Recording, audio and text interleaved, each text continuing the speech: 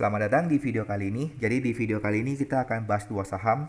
Yang pertama kita bahas sahamnya Malindo, kodenya MAIN. Dan kita bahas sahamnya Pakuwon, ya, kodenya Pewon. Karena semalam saya bahas saham properti, banyak yang tanya kenapa Pewon nggak dimasukin.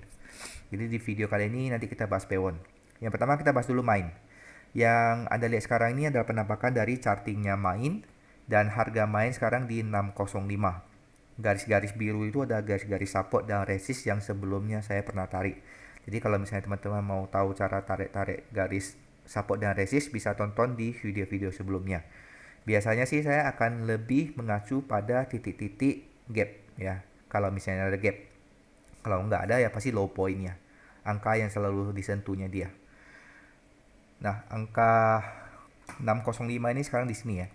Di tanggal 11 ini ya, Anda lihat candle hijau ini. Candle hijau ini ya. Ini low point-nya itu di 595. Openingnya 605, low-nya 595. Hari itu saya berhasil beli di angka 600. Ya, untuk kodenya untuk sahamnya MAIN. Dan closingnya itu 640 ya. High-nya itu 640, closingnya 635. Dan hari itu juga saya belinya pagi. Habis itu saya closingnya kayaknya before lunch ya. Before lunch.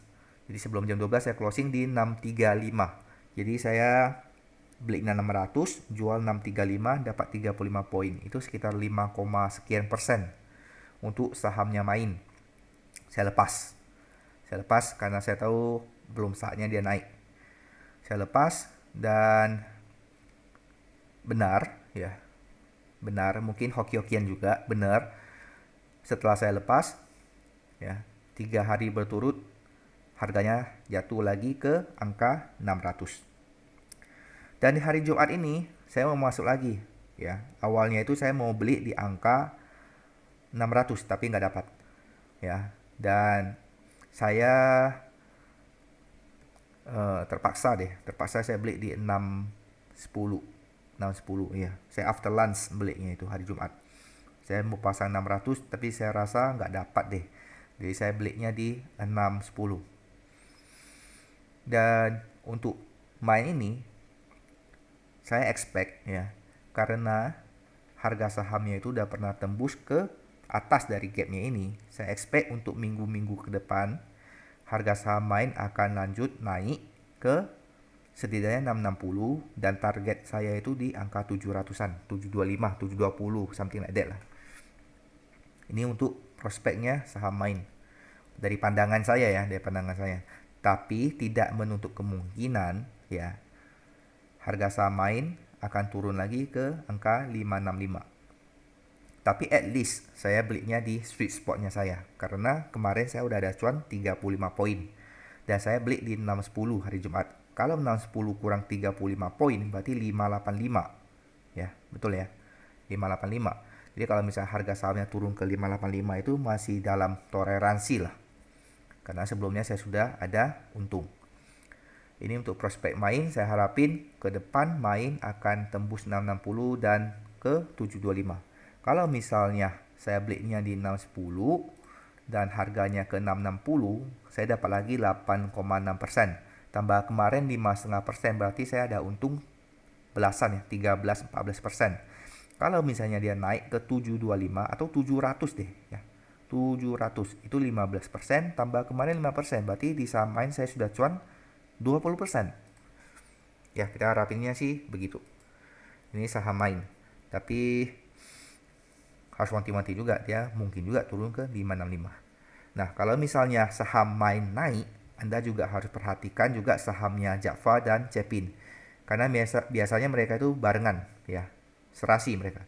Jadi kalau misalnya Wika pasangannya pasti WG Weton. Lalu kalau misalnya MAIN pasangannya pasti Java dan Cepin. Ya, mereka satu grup.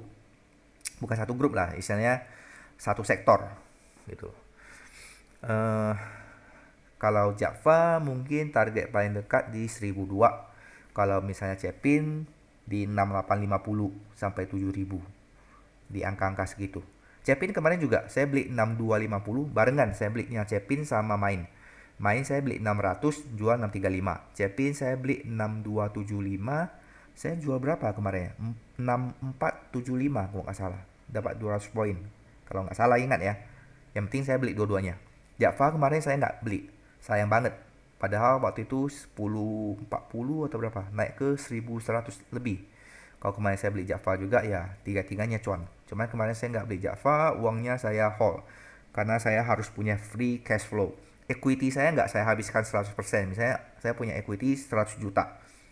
Saya akan transaksi saham sampai limit mungkin 7 sampai 80 juta. Saya sisain 20 juta nggak saya beli. Tapi uangnya itu di equity-nya saya, tapi saya nggak sentuh. Ya, saya jaga likuiditas untuk free cash flow-nya saya. Jadi kalau misalnya suatu hari ada saham yang tiba-tiba dia turun terlalu tajam dan saya rasa saham ini cukup bagus, saya masih punya free cash flow untuk beli. Jadi ingat jangan habiskan semua equity-nya Anda. Kita lanjut bahas Pewon ya, Pewon. Pewon ini kenapa saya nggak bahas karena ya nggak begitu suka sama sahamnya sih. eh ini adalah kondisi chartingnya Pewon ya. Kalau misalnya saya tarik garis, saya ngambil low point-nya candle ini itu di 368 ya. 368 saya jadikan base sebagai garis support. Lalu sini ada gap ya. Sini ada gap. Saya ngambil 412 ya, 412 sebagai resist terdekat. Lalu di low point-nya sini lagi 450 sebagai resist kedua dan di openingnya sini ya, gapnya ini, candle bar ini 500 angka psikologis, angka genap sebagai resistnya yang ketiga. Angkanya sekarang di 392 ya, 392. Anda perhatikan nih, tanggal 3 ini, tanggal 3 Agustus, rata-rata semua candle itu merah ya, karena dia turun agak tajam. Kalau misalnya perhatikan, setelah tanggal 3 itu rata-rata mereka pullback ya, mereka pullback. Tapi sahamnya Pewon setelah tanggal 3 malah turun satu minggu ya, malah turun satu minggu dan dia pullback baru minggu lalu. Pullbacknya setengah doang sih ya, setengah doang. Dia naik kan turun lagi nih. Senin, Selasa, Rabu, Kamis, Jumat turun dia. Angkanya sekarang di 392. Nah, saya tidak akan beli sahamnya Pewon kalau misalnya kondisinya sekarang kayak gini, kondisi chartingnya segini. Kalau misalnya saya beli, saya akan tunggu apakah Pewon ya, Pewon dia turun bentuk U lagi sini. Jadi W. Ini lalu turun lagi bentuk W. Dan bentuk W belum tentu saya beli. Saya akan beli Pewon kalau dia tembus di angka 412. Dan dia tembus 412 dan dia ada candle kayak sideways di angka 412 yang nyatakan dia sudah berhasil tembus 412 yang seperti kayak gini lah ya. Seperti kayak gini. Jadi kalau misalnya dia naik ke angka 12 baru mungkin ya saya akan consider beli Pewon dengan target paling dekat 450. Target keduanya mungkin sekitar setengah dari candle bar ini. Sekitar ya 470-an dan ujung-ujungnya di angka 500. Coba kita hitung ya. Kalau misalnya kita beli di mungkin kita nggak dapat 412, kita mungkin dapat 426 deh. Kita anggap 426 ke 450 itu sekitar 5% ya. Ke setengah candle bar ini ya, setengah candle bar ini di 474 itu sekitar 11%. Kalau misalnya mentok 500 itu ada 17%. Ingat bahwa kita nggak bakal bisa beli saham di angka bottom. Kita nggak tahu apakah ini angka bottom atau bukan.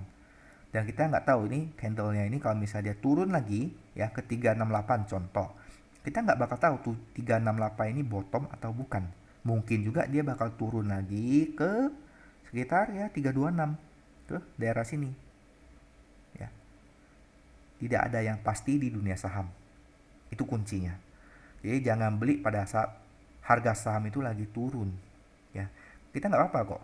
Loh, kok kalau misalnya kita belinya di sini, ya, kalau misalnya kita belinya di sini ke 412 kan kita sudah untung tuh hampir 10%. Iya, karena kalau kamu mikirnya begitu, kalau saya pikirnya itu saya nggak akan beli saham pada saat dia lagi turun. Saya akan beli saham pada saat dia lagi mau naik dan saya numpang naik gitu aja.